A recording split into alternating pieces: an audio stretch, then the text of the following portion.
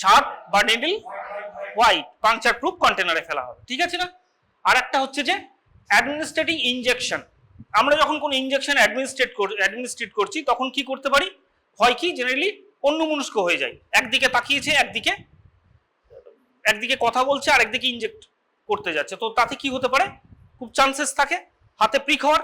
Even রিক্যাপিং এর সময়তেও সেটাই হয়, রিক্যাপিং করছে, এই হাতে ক্যাপ আছে, এই হাতে নিডল আছে, রিক্যাপ করতে গিয়ে পাশে টাচ করে গেল, তাই না? তো এভাবেও নিডল স্টিক ইনজুরি হতে পারে। আর একটা হচ্ছে যে ড্রয়িং আউট ব্লাড, একই রকম, যে ইনজেকশন দেওয়ার সময় যেরকম ভাবে হচ্ছে সেরকম ভাবেই কোনোভাবে যদি কনসেন্ট্রেশন না থাকে বা অন্যমনস্ক থাকে সেক্ষেত্রে হতে পারে। আর একটা হচ্ছে handling trash or dirty items, মানে এটা হয় যারা জেনারেলি ক্যারি করে নিয়েছে, স্ক্যাভেঞ্জার্স, তাদের ক্ষেত্রে। এবং চান্সেস থাকতে পারে তাদের ক্ষেত্রে যে unknown source of needle prick, তো সেখানে সোর্সই জানা থাকছে না যে আদেও সেটা সেরো পজিটিভ ছিল না নয়। কারণ হচ্ছে কি, আমরা নিডলটাকে ফেলা উচিত ছিল হোয়াইটে, তো আমরা ফেলেছি কোথায়, হয়তো ইয়েলোতে, তো সেক্ষেত্রে হতে পারে। তো এই জায়গাগুলো আমাদের খেয়াল রাখতে হবে নিডল স্টিক ইনজুরি প্রিভেন্ট করার জন্য। আর একটা হচ্ছে সেম, যে ফরগেটফুলনেস, আমরা ভুলে গিয়ে অন্য কোথাও ফেলে দিতে পারি, inconvenient disposal system, lack of motivation is the most preferable thing that আমাদের যে মোটিভেশন নেই যে আমাদের ফেলা দরকার, করা প্রয়োজন, তার জন্য আমরা যেখানে ইচ্ছা ফেলে দিচ্ছি, সেক্ষেত্রে তার জন্য হতে পারে। নেক্সট হচ্ছে যে কি ফ্যাক্টরস, যে নিডল প্রিক ইনজুরি হচ্ছে তোমার, তো তার জন্য যে কি ফ্যাক্টর ইনফ্লুয়েন্স করছে নিডল প্রিক মানে ইনজুরি লেভেল কতটা, তার উপরে। তো ডেপথ অফ ইনজুরি একটা, তার রিজন কতটা ডেপথ হয়েছে সেটার উপরে ডিপেন্ড করবে। দেন হচ্ছে যে নিডল জেনারেলি কি হয়, একটা হয় সলিড সার্জিক্যাল নিডল যেগুলো, আর একটা হচ্ছে যে হলো বোর। তো হলো বোরে জেনারেলি কি হবে, ব্লাড কন্টেন্ট অনেক বেশি হবে বা বডি ফ্লুইড অনেক বেশি কন্টেন্ট করবে, তো সেক্ষেত্রে চান্সেস অনেক বেশি নিডল প্রিক ইনজুরি থেকে HIV বা হেপাটাইটিস বি বা হেপাটাইটিস সি হওয়ার, ঠিক আছে না? আর একটা হচ্ছে যে volume of blood the same thing, মানে কোনো শার্প থেকে কাটছে, ইনজুরি হচ্ছে বা কিছু হচ্ছে বা প্রিক হচ্ছে, শার্প প্রিক, সেক্ষেত্রে যে মেডিকেল ডিভাইসটা আছে তাতে কত পরিমাণে কোনো বডি ফ্লুইড বা ব্লাড আছে তার উপরে ডিপেন্ড করবে যে কত পরিমাণে সে ইনফেক্টেড করবে, কিভাবে ইনফেক্টেড করবে। Even the person also, the patient, if he has that seropositive, then the chance is there to transfer the disease through needle prick injury. R timely prophylaxis এর প্রয়োজন পড়ে, ঠিক আছে? এবার যেটা হচ্ছে যে preventing of needle stick injury, মানে কি ভাবে আমরা নিডল প্রিক ইনজুরিগুলোকে আটকাতে পারি, সেটা হচ্ছে যে প্রিকশনস ডিউরিং হ্যান্ডলিং নিডলস, মানে আমরা কোনো নিডল বা কোনো শার্প যখন আমি একজন থেকে একজনে পাস করছি, তো কিভাবে পাস করব শার্পটাকে। ধরো এটা একটা নিডল বা এটা একটা স্ক্যালপেল ব্লেড, তো আমি কিভাবে পাস করব, এরম ভাবে, হ্যাঁ এরম ভাবে ঘুরিয়ে দেওয়া, ব্লান্ট এন্ড সবসময় আগে থাকবে, তাই না? তো এইভাবে দেওয়া হয়। অথবা সব থেকে প্রেফারেবল থিং যেটা, সেটা হচ্ছে যে আমরা সবসময় একটা নিডল বা কোনো শার্প অবজেক্টকে যখন ওটিতে বা কাউকে যখন আমরা পাস করব, আমরা একটা কিডনি ট্রেতে রেখে পাস করব, তাতে হবে কি নিডল প্রিক বা শার্প ইনজুরি হওয়ার চান্সেস অনেক কম হবে, ঠিক আছে? এরপরে হচ্ছে যে আমাদের প্রপারলি হ্যান্ড হাইজিন এবং PPE মেনটেন করতে হবে, এটাও একটা। আর ওয়ার্ক স্টেশন ক্লিন রাখতে হবে, 0.5% বা 1% সোডিয়াম হাইপোক্লোরাইড দিয়ে। স্পিল ম্যানেজমেন্টের ব্যবস্থা রাখতে হবে, হেপাটাইটিস বি ভ্যাকসিনেশনের ব্যবস্থা করতে হবে, ঠিক আছে? নিডল সবসময় আমরা কখনো রিইউজ করব না, কোনো সিরিঞ্জ বা যেগুলো রিইউজেবল আইটেম নয় সেগুলোকে আমরা রিইউজ করব না। রিইউজ করলে হচ্ছে কি চান্স হয়ে যাচ্ছে নিডল প্রিক ইনজুরি বা শার্প ইনজুরি হওয়ার একটা চান্স থেকে যাচ্ছে, তাই না? নেক্সট, যে আমরা কখনোই আমরা মেমোরি রিক্যাপ করতে পারি, কিন্তু but we should not recap needles, right? And we have to maintain single hand scoop method অথবা কিডনি ট্রে দিয়ে আমাদের যদি ক্যাপিং করতে হয় তাহলে সিঙ্গেল হ্যান্ড স্কুপ মেথড, অথবা যদি নিডল পাস করতে হয় আমাদের বা কোনো শার্প অবজেক্ট পাস করতে হয়, অবশ্যই আমরা কিডনি ট্রে দিয়ে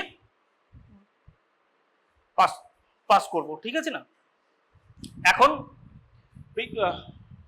precautions during surgical procedure, surgical প্রসিডিওরসে সব থেকে বেশি নিডল প্রিক বা শার্প ইঞ্জুরি হওয়ার চান্সেস থাকে, তাই না? এখন কোনো সার্জারি বা কোনো শার্প আইটেম সার্জারির সময় যদি পাস করতে হয়, আগেও যেটা আমি বললাম যে আমরা প্রপারলি তাকে পাস করব। কিরকম? যে একটা কিডনি ট্রে ইউজ করা হবে বা শার্প অবজেক্টটাকে ব্লান্ট এন্ডটাকে আগে রেখে যাকে পাস করা হচ্ছে তার দিকে রেখে ব্লান্ট এন্ড তার দিকে রেখে আমরা পাস করব।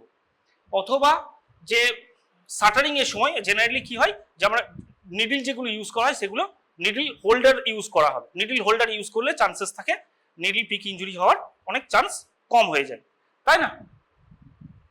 ডবল গ্লাভস ইউজ করতে হবে, হ্যাঁ, যে সমস্ত স্টাফ আছে তাদের ট্রেন্ড করতে হবে, এগুলো এক একটা পার্ট। এবং সবসময় আরেকটা খেয়াল রাখা হয় যে যারা সেরো পজিটিভ পেশেন্ট তাদের ওটি এরকম কোনো ম্যান্ডেটরি নয় যে তাদেরকে একদম লিস্টের এন্ডে রাখা হবে, তবে লিস্টের এন্ডে রাখলে সুবিধা হয়। কেন সুবিধা হতে পারে? আমি সেরো পজিটিভ পেশেন্টকে লিস্টের এন্ডে রাখবো, কেন রাখবো? সেরো পজিটিভ পেশেন্ট, এইচআইভি পেশেন্টের একটা ওটি হবে, তাকে তার ওটি এইচআইভি হয়েছে বলে তাকে তার ওটি করা যাবে না বলতে পারি না, তার ওটি হতে হবে। তাহলে আমরা ওটি কিভাবে করব?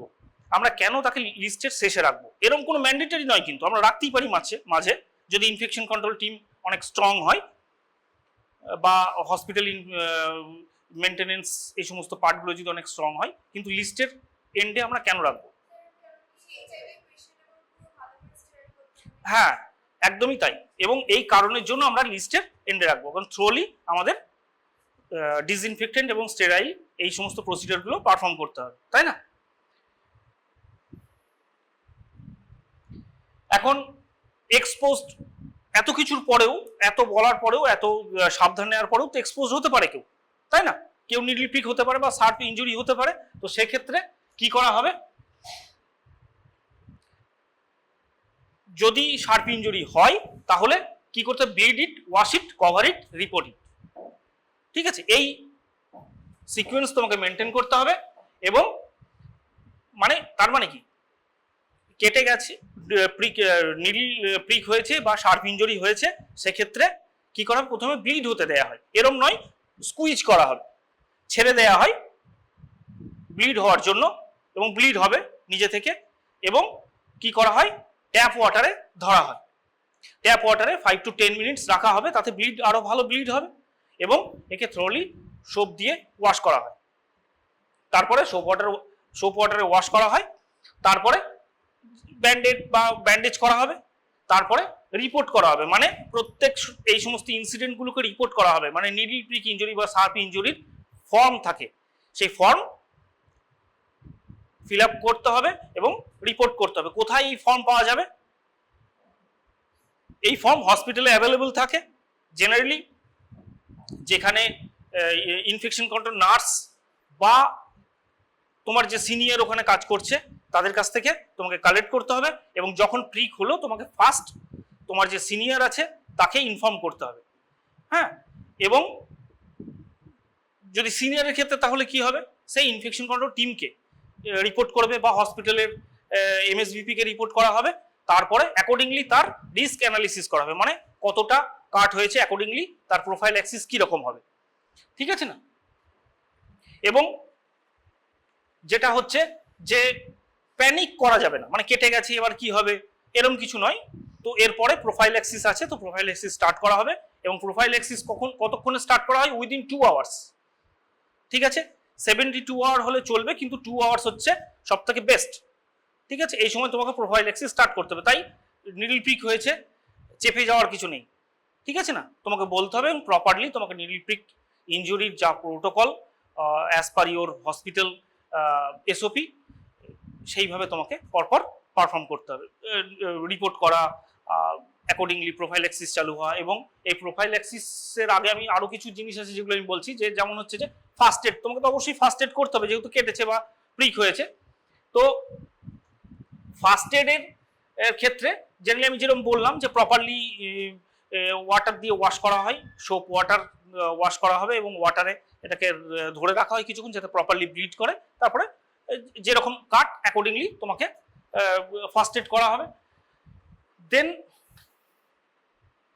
হচ্ছে যে ডোন্টস যেগুলো, সেগুলো হচ্ছে যে do not panic, report to the designated nodal officer, হসপিটালের বা সেন্টার হসপিটালের নোডাল অফিসার থাকে যারা নিডল পিক ইনজুরির যে পুরো রিপোর্টিং করে, বা হসপিটাল ইনফেকশন কন্ট্রোল নার্স বা হসপিটাল ইনফেকশন কন্ট্রোল অফিসার, তাদেরকে তোমাকে ইনফর্ম করতে হবে, ঠিক আছে।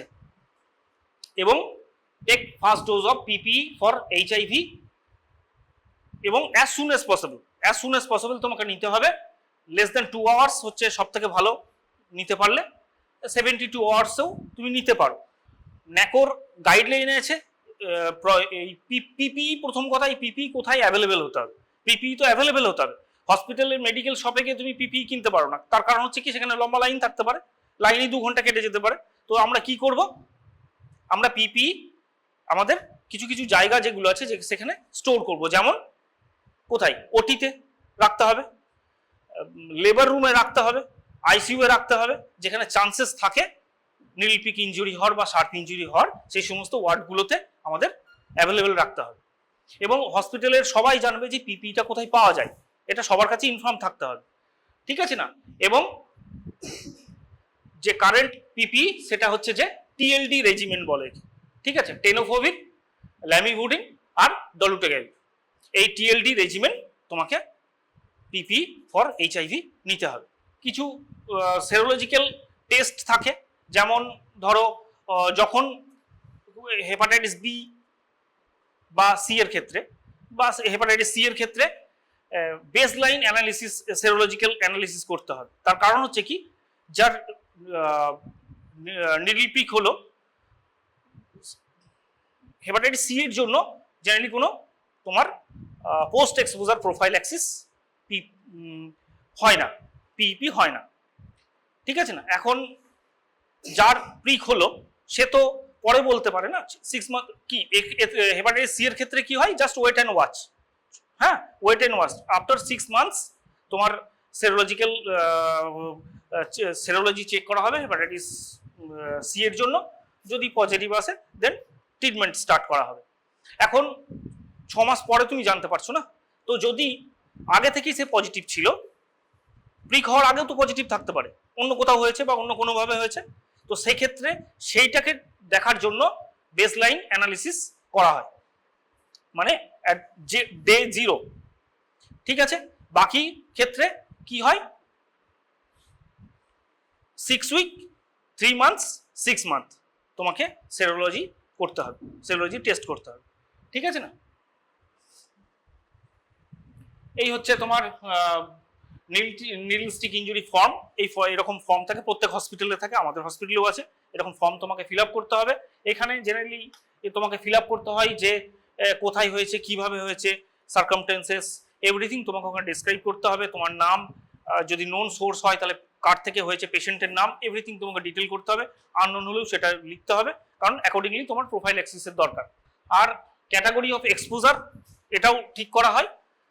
তো mild exposure, moderate or severe exposure, এইগুলো জেনারেলি যদি ইনট্যাক্ট স্কিন, তার উপরে হয়তো স্পিলেজ বা স্প্রে হয়েছে, তাহলে কি হবে, সেক্ষেত্রে বলা হয় যে মাইল্ড এক্সপোজার। মডারেটের ক্ষেত্রে সুপারফিশিয়াল কোনো কাট, সেক্ষেত্রে এক্সপোজার হয়েছে, সেগুলোকে জেনারেলি মডারেট বলা হয়। আর হচ্ছে সিভিয়ারের ক্ষেত্রে জেনারেলি কোনো হলো বোর নিডল থেকে প্রিক হয়েছে, বা কোনো ভিজিবলি সয়েল বা ব্লাড আছে, সেই সমস্ত শার্প অবজেক্ট থেকে কাট হয়েছে, সেক্ষেত্রে জেনারেলি বলা হয় যে সিভিয়ার এক্সপোজার। এখন অ্যাকর্ডিংলি সোর্স কোড ঠিক করা হয়, যে এই জন্য করা হয় যে পোস্ট এক্সপোজার প্রোফাইল অ্যাক্সিস শুরু করা হবে, তো কিভাবে, তার তো একটা ক্রাইটেরিয়া থাকতে হবে। সেই ক্রাইটেরিয়াটার জন্য তোমার এইচআইভি সোর্স কোড, সেক্ষেত্রে দুটো চান্সেস থাকতে পারে। একটা হচ্ছে যে তোমার এইচআইভি সোর্স জানো না, আননোন, ঠিক আছে। একটা হতে পারে যে নেগেটিভ, ঠিক আছে না, একটা হতে পারে যে পজিটিভ। এখন যদি নেগেটিভ হয় অবশ্যই পিপির কোনো প্রয়োজন নেই, সেক্ষেত্রে শুধু টিটেনাস টক্সয়েড যদি নিতে চাই তাহলেই কমপ্লিট, ঠিক আছে।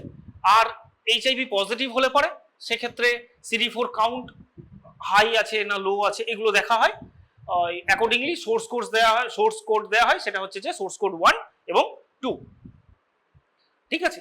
আর যদি আননোন থাকে তাহলে সোর্স কোড আননোন দেওয়া হবে এবং এটা হচ্ছে যে পেশেন্টের তরফ থেকে, মানে যার মানে নিডিল বা যে অবজেক্ট আছে তার দিক থেকে। আর এটা এই এইচআইভি এক্সপোজার কোড মানে যে এক্সপোজড হয়েছে যে পেশেন্ট বা কোনো হেলথ কেয়ার পার্সন, তার ক্ষেত্রে এই কোডটা ঠিক করা হয়। এবং এর ক্ষেত্রেও তোমার দেখা হবে যে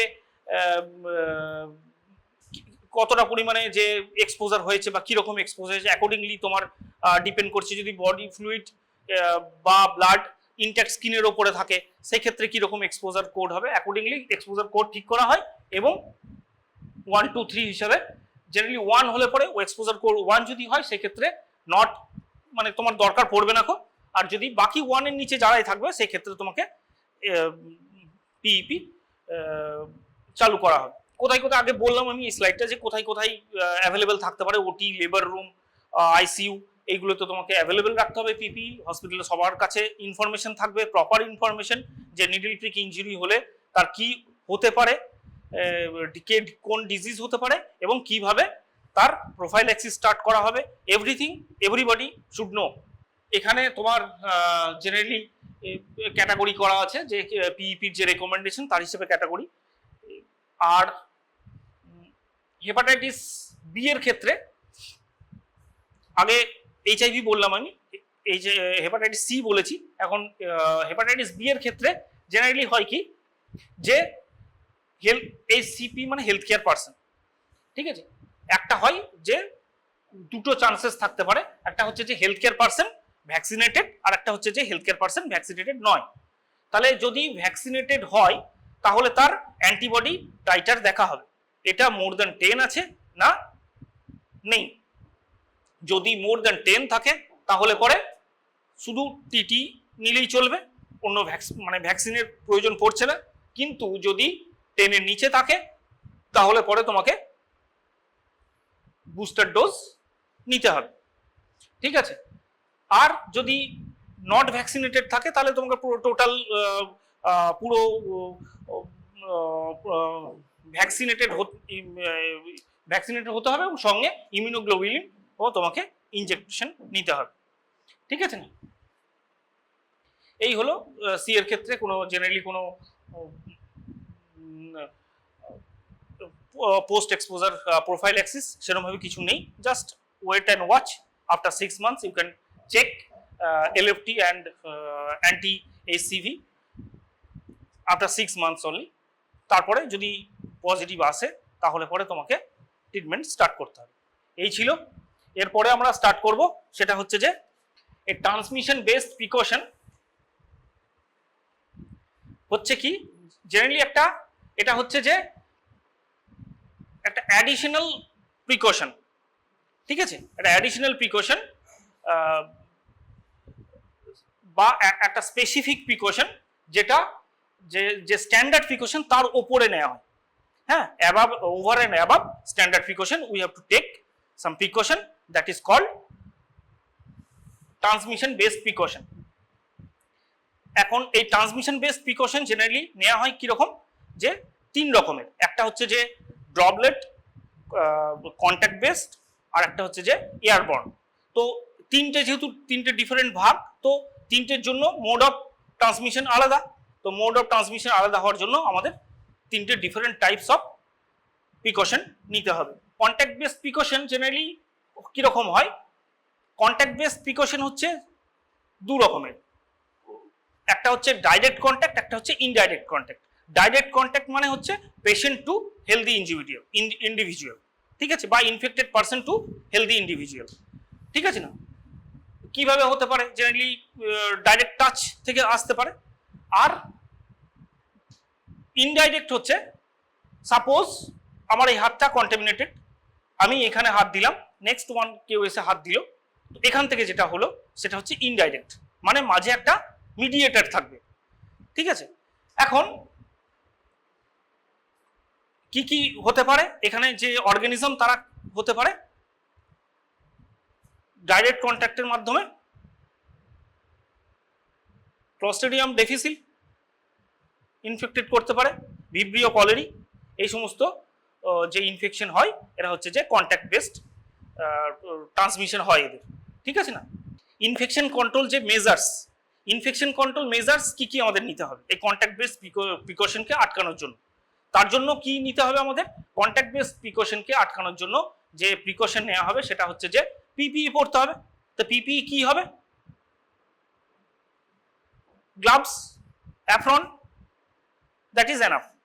ঠিক আছে, এখন আরো ডিপেন্ড করে সেটা হচ্ছে যে আমরা সমস্ত পেশেন্ট কোহর্টিং মানে সমস্ত পেশেন্টকে, যত ওই ক্লস্ট্রিডিয়াম ডিফিসিল থেকে যারা ইনফেক্টেড, আমরা সমস্ত এক রকমের ইনফেকশিয়াস এজেন্ট থেকে ইনফেক্টেড পেশেন্টকে আমরা একটা রুমের মধ্যে রাখবো।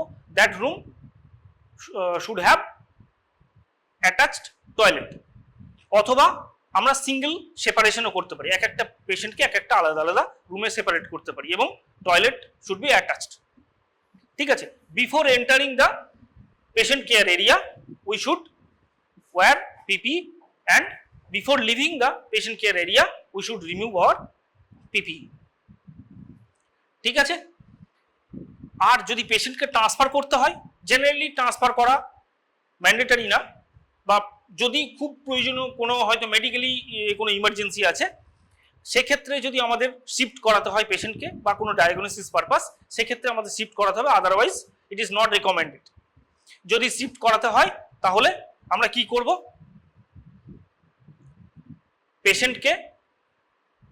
পেশেন্টের যে সমস্ত জায়গাগুলো জেনারেলি ইনফেক্টেড থাকে, যেখান থেকে ইনফেকশন ছড়াতে পারে, সেই জায়গাগুলোকে কভার করা হয়, তারপরে পেশেন্টকে শিফট করানো হয়। ঠিক আছে, এরপরে হচ্ছে যে ড্রপলেট প্রিকশন। ড্রপলেট মানে হচ্ছে যে particles that have diameter more than 5 micron. ঠিক আছে, এবং এই ড্রপলেট জেনারেলি সাইজ বড় হওয়ার জন্য, ড্রপলেটের সাইজ বড় হওয়ার জন্য এরা এয়ারে খুব বেশি ট্রাভেল করতে পারে না। তো এরা জেনারেলি 3 ফুট পর্যন্তই এরা, বা 1 মিটার এরা ট্রাভেল করতে পারে। তাহলে একটা ডিস্টেন্স আমরা মেনটেন করতে পারি এর ক্ষেত্রে, তাই না? আর কি কি ডিজিজ হতে পারে, কোন কোন থেকে হতে পারে, যেমন মেনিঙ্গোকক্কাল মেনিনজাইটিস, ডিপথেরিয়া, হুফিং কফ, এগুলো হচ্ছে যে তোমার ড্রপলেটস থ্রু স্প্রেড করে। ঠিক আছে না? এখন এর ক্ষেত্রে যে ইনফেকশন কন্ট্রোল মেজার নেওয়া হবে, ইনফেকশন কন্ট্রোল মেজারের ক্ষেত্রে কি ইনফেকশন কন্ট্রোল মেজার নেওয়া হবে? এর ক্ষেত্রে যে ইনফেকশন কন্ট্রোল মেজার নেওয়া হবে, সেম তোমাকে পিপি নিতে হবে। এর ক্ষেত্রে হেলথ কেয়ার পার্সন অবশ্যই সার্জিক্যাল মাস্ক পরবে। ঠিক আছে, কন্ট্রোল ফ্রম দ্য সোর্স মানে যে পেশেন্ট, তাকেও সার্জিক্যাল মাস্ক পরাতে হবে। যদি পেশেন্ট শিফট করো সেক্ষেত্রেও পেশেন্টকে প্রপার সার্জিক্যাল মাস্ক এবং কেয়ার নেওয়া হয় যাতে ইনফেকশনটা ছড়িয়ে না পড়ে। ঠিক আছে, আর পেশেন্ট সিঙ্গেল রুম সেপারেশন দিতে হতে পারে। যদি সিঙ্গেল রুম সেপারেশন একান্তই আমাদের কাছে না থাকে, আমরা কোহর্টিং করব। কোহর্টিং মানে বোঝা গেল, সমস্ত যারা দেখা যাচ্ছে যে ডিপথেরিয়া থেকে, আমার কাছে 10টা ডিপথেরিয়ার পেশেন্ট আছে, তো 10টা ডিপথেরিয়ার পেশেন্টকে আমরা একটা সাফিসিয়েন্ট এরিয়া আছে এরকম একটা রুমে আমি শিফট করাবো, যেখানে শিফট করানো যেতে পারে, এবং তাদেরকে আমি এক জায়গায় রাখবো। ঠিক আছে না? এবং তাদেরকে আমরা কখনোই এরকম পেশেন্টের সঙ্গে রাখবো না যারা ইমিউন কম্প্রোমাইজড, ঠিক আছে, বা অনেক দিন ধরে যারা হসপিটালে স্টে করছে, তাদের সাথে আমি রাখবো না, আলাদা করে রাখবো, বা কোনো একটা কর্নারে রাখতে পারি, কিন্তু সেখান থেকে যেন স্প্রেড না করে যায়, এবং প্রপারলি কেয়ার নেওয়া হয়। ঠিক আছে, স্ক্রিন বা পর্দা এগুলো দেয়া থাকবে, প্রাইভেসি পর্দা, তো তার জন্য যাতে স্প্রেড না করতে পারে। ঠিক আছে না? এরপরে হচ্ছে যে নেক্সট রুট অফ ট্রান্সমিশন, সেটা হচ্ছে যে এয়ারবর্ন বা ড্রপলেট জেনারেলি 5 মাইক্রনের নিচে যদি হয় ডায়ামিটার ড্রপলেটের, তারা হচ্ছে এয়ারবর্ন, এবং এরা অনেকটা অ্যারোজলস বলে এদেরকে, এবং এই অ্যারোজলস কি হয় অনেকটা ট্রাভেল করতে পারে, এয়ারে অনেকটা ট্রাভেল করতে পারে।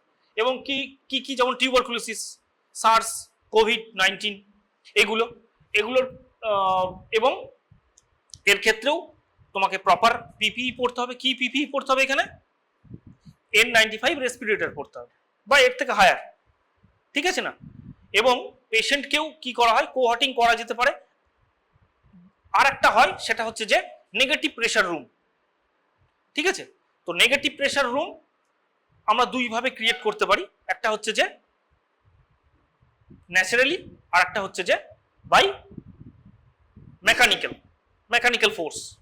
তো যদি মানে আমরা কিভাবে করতে পারি, সাপোজ এটা একটা ওয়ার্ড, এখানে উইন্ডো আছে, এখানে ডোর আছে, আমি এইখানে পেশেন্ট বেডগুলো শিফট করাবো। তো এয়ার ডাইরেক্টলি, এতে কি হবে, লোড অনেক কম থাকবে, পজিটিভ এজেন্টের লোড অনেক কম হবে, ঠিক আছে না? আর একটা হয় কি, আমি যদি এটা চেম্বার হয় তাহলে এখানে টেবিল, এখানে ডক্টর বসবে, এখানে পেশেন্ট থাকবে, ঠিক আছে? এয়ার পাস করবে এদিক থেকে এদিকে, এখানে ডোর, এটা উইন্ডো, ঠিক আছে? এতে কি হবে, ডাইরেক্ট এয়ারবর্ন হওয়ার চান্সেস অনেক কম হয়ে যায়, এয়ারবর্ন ডিজিজ হওয়ার চান্সেস অনেক কম হবে। নেক্সট যেটা হয় যে নেগেটিভ প্রেসারের ক্ষেত্রে আমরা কি ব্যবহার করব, আমরা জেনারেলি একটা রুম নেগেটিভ প্রেসার কিভাবে ক্রিয়েট করা হবে, এই রুমটার যে প্রেসার তার আউটসাইড যে এনভায়রনমেন্ট বা করিডোর, সেই করিডোরের প্রেসার ওর থেকে হাই, রুমের প্রেসার করিডোরের প্রেসার থেকে লো। তো আমরা কি করে ক্রিয়েট করতে পারি, আমরা এখানে এক্সস্ট ফ্যান ফিট করতে পারি, এবং এক্সস্ট ফ্যান কখনোই ডাইরেক্টলি ওরকম ভাবে এক্সস্ট করে বাইরে বের করা হবে না, এটা হেফা ফিল্টারের মাধ্যমে বের করা হবে, ঠিক আছে? এবং এখানে ডোর থাকবে, ডোরটা ওপেন হবে এদিকে, তাহলে কি হবে, যখন আমি ডোর ওপেন করব এয়ার ভিতরে যাচ্ছে, এয়ার টেনে, এ তো সবসময় টেনে বের করছে এয়ার বাইরে, এক্সস্ট লাগানো আছে, তো এইভাবে নেগেটিভ প্রেসার এখানে মেনটেন করা যেতে পারে। এবং এই এয়ার কখনোই বাইরে আসবে না, এই যখন দরজা খোলা হবে তখন করিডোর থেকে এয়ার ভিতরে যাবে, এবং এখানকার এয়ার প্রেসার একটু বেশি থাকে, এবং এই সমস্ত জায়গার যে এয়ার প্রেসার সেগুলো অনেক কম থাকে। এইভাবে নেগেটিভ প্রেসার রুম ক্রিয়েট করা যেতে পারে। এক্ষেত্রেও সিঙ্গেল আইসোলেশন করা যেতে পারে, কোহর্টিং করা যেতে পারে, ঠিক আছে না? পেশেন্টকে যদি শিফট করতে হয়, ট্রান্সপোর্ট করতে হয়, তাহলে আমরা কি করব, এক্ষেত্রে পেশেন্টকে আমরা সার্জিক্যাল মাস্ক পরাতে পারি, ঠিক আছে না? আর যে পেশেন্ট ক্যারি করছে সে প্রপার পিপিই পরবে। এই হচ্ছে এরপরে নেক্সট যে স্লাইড, সেখানে হ্যাঁ এর আরেকটা যেটা সবার ক্ষেত্রে, সেটা হচ্ছে যে এনভায়রনমেন্টাল ক্লিনিং আমাদের রাখতে হবে। Environmental clean according to the hospital SOP বা cleaning policy, that cleaning should done, প্রতিদিন ক্লিন করতে হবে, এবং যদি প্রয়োজন পড়ে তাহলে মাঝেও করতে হতে পারে, ইন বিটুইন। আর একটা হচ্ছে যে যদি পেশেন্ট শিফট করে, পেশেন্ট বেড খালি হলো, নেক্সট পেশেন্ট আসবে, তো তার আগে আমাদের আবার ক্লিন করতে হবে। আর একটা জিনিস খেয়াল রাখতে হবে, সেটা হচ্ছে যে 5 মুভমেন্টস অফ হ্যান্ড হাইজিন। এর আগের দিন আমি বলেছিলাম কি কি ছিল 5 movements of hand hygiene.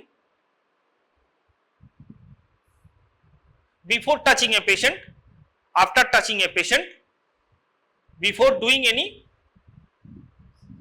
aseptic procedure, after doing any aseptic procedure, or getting exposure with body fluid,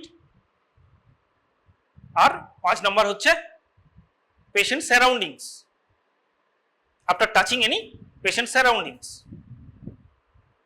ঠিক আছে? এখন কন্ট্যাক্ট বেসড, তার ক্ষেত্রে যে